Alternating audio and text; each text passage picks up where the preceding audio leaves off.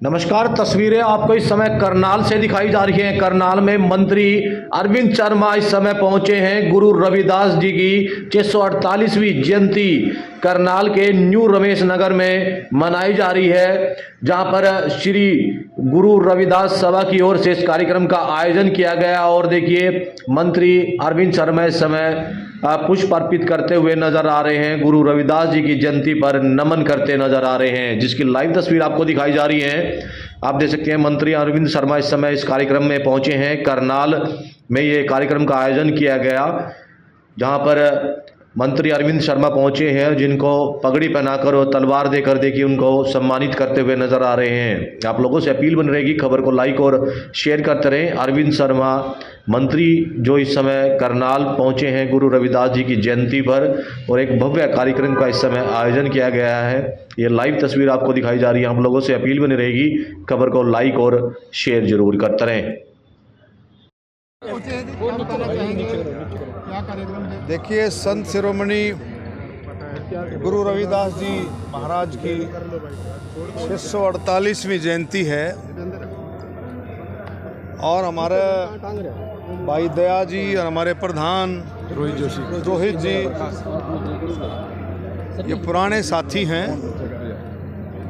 मैं पहले भी गुरु रविदास जी के मंदिर में कई दफ़ा मैंने माथा टेका है, आशीर्वाद लिया है, और आज कई साथी इसमें पहुँचे। वैसे गुरु रविदास जी की जयंती 12 तारीख को मनानी जाती है, लेकिन ऐसे महापुरुषों का पर्व के रूप में कई कई दिन प्रोग्राम चलते हैं, और आज 11 तारीख से ये प्रोग्राम शुरू हुआ।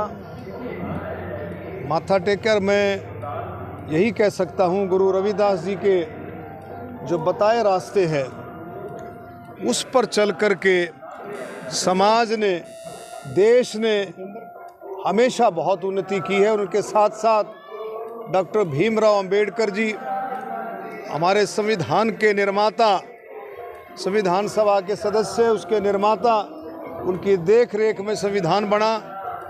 और भारतीय जनता पार्टी और हम सब, हरियाणा सरकार, सब मोदी जी के नेतृत्व में, नायब सैनी जी के नेतृत्व में डॉक्टर भीमराव अंबेडकर जी का संविधान का सम्मान जितना भारतीय जनता पार्टी की सरकारें करती हैं, मोदी जी के नेतृत्व में, मेरा ख्याल इतना मान सम्मान कभी भी नहीं हुआ होगा देश के अंदर। तो मैं आज डॉक्टर भीमराव अंबेडकर जी को भी हमने माला अर्पण की, उनको भी याद किया, गुरु रविदास जी को याद किया, और मैं सभी करनाल वासियों को, पूरे हरियाणा को अपनी तरफ से, पार्टी की तरफ से सभी को इस मौके पर बहुत बहुत शुभकामनाएं, बधाई देता हूं कि गुरु रविदास जी की जयंती जो शुरू होगी है, हर जगह मेरा ख्याल कोई शहर, कोई कोना नहीं बचेगा किसी गांव का जो गुरु रविदास जी को याद ना किया जाता। निकाय चुनाव हो रहे हैं, 2 मार्च को चुनाव होगा, लेकिन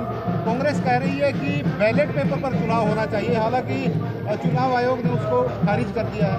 देखिए, अब कांग्रेस की जो बीमारी, जो उसकी मेंटल सिकनेस है, उसको कोई समझ नहीं सकता, वो खुद भी नहीं समझ सकते। अब ये पूछो कि अब दिल्ली में चुनाव हुए, वो किस पर हुए? ईवीएम पे हुए? वो ठीक है कि नहीं है? वो ठीक है कि नहीं है? केजरीवाल ने धन्यवाद किया है, केजरीवाल ने मुबारकबाद दी है भारतीय जनता पार्टी को, भाई आप बहुमत में आए, आपको बहुत बहुत मुबारक। कहा कि नहीं केजरीवाल ने? इसका मतलब कि चुनाव ठीक हुआ, आपके सामने है। कहा कि नहीं, उसने चुनाव होते ही उसने अपनी हार के बाद जो है स्टेटमेंट दी है प्रेस कॉन्फ्रेंस में। पर कांग्रेस को समझ में नहीं आता, क्यों कांग्रेस की कोई सीट ही नहीं आई। उसके पास इससे बढ़िया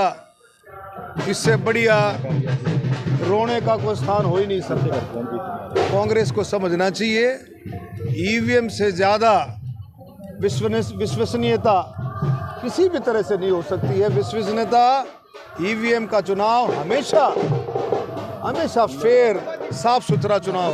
उत्तराखंड अरविंद जी वाह जी बधाइयां बाबा जी बाबा सिंह जी बहुत प्यार है हुआ है उत्तराखंड में चुनाव। खड़े रहो देखिए ऐसा है, ये चुनाव आयोग का, हरियाणा चुनाव आयोग का अपना अधिकार है, उन्होंने अपनी बात रख दी।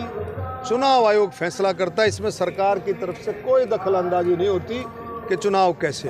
अनिल विज के नोटिस को लेकर अशोक अरोड़ा कह रहे हैं अगर छोटी सी बात रखने के लिए ये अनुशासन है तो। कि पार्टी का अपना फॉर्म है, हाईकमांड अपने तरीके से सोचती है, हाईकमांड की तरफ से है, वो अपने तरीके से सारा सोच करके वो कोई आपस में वो बातचीत हो। डॉक्टर साहब, गोहाना की जलेबी बड़ी मशहूर हो रही है, दिल्ली में भी बांटी जा रही है। देखिए, मेरी दिल्ली चुनाव में ड्यूटी थी, मैं कम से कम लगभग 12 असेंबली सेगमेंट्स में गया हुआ चुनाव में, और आप मानोगे नहीं, ये गोहाना की जलेबी, वे तो हरियाणा ही कहो, हरियाणा की जलेबी जिसमें गोहाना अगुवाई करता है, लेकिन जलेबी हरियाणा की है।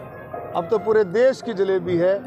जिसने भी जलेबी चखी, ये हकीकत है, क्योंकि मैं अपनी गाड़ी में जलेबी रखता था, और जिस उम्मीदवार ने भी जलेबी चखी, में हकीकत है उसी का गाड़ी पार हुई, इसमें कोई शक नहीं है। तो माननीय मुख्यमंत्री जी ने ये जलेबी का चलन पूरे देश में, महाराष्ट्र में भी ऐसा हुआ, दिल्ली में भी ऐसा हुआ, हरियाणा तो आपके सामने है ही। और भाई मैं बधाई देता हूँ दिल्ली की जनता को, जिसने, मैं पहले ही कहता था, जिसने मन बना लिया था कि अब की बार डबल इंजन की सरकार। मैं बधाई देता हूँ दिल्ली की जनता को कि उन्होंने एक माननीय प्रधानमंत्री मोदी जी, भारतीय जनता पार्टी और शीर्ष नेतृत्व पर जो विश्वास किया, वो बधाई के पात्र हैं। और मोदी जी की तो गारंटी है, सभी ने देख भी लिया था कि किस तरह से डबल इंजन की सरकार हरियाणा में काम कर रही है, उत्तर प्रदेश में काम कर रही है, राजस्थान में काम कर रही है, उड़ीसा में, महाराष्ट्र में, हर जगह डबल इंजन की सरकार काम कर रही है, उत्तराखंड में। और डबल इंजन की सरकार के विकास के रास्ते में बहुत बड़ा योगदान है, ये जनता ने समझा। मैं जनता को आम बधाई आदमी देता पार्टी ने पंजाब के मुख्यमंत्री और तमाम जितने विधायक हैं, चर्चा तो ऐसी भी थी कि 30 विधायक कहीं ना कहीं कांग्रेस के साथ जा रहे हैं। हूं। देखिए ऐसा है, वो उनका अपना खेला है, अपनी बात है, इसमें मैं कुछ नहीं कहूँगा।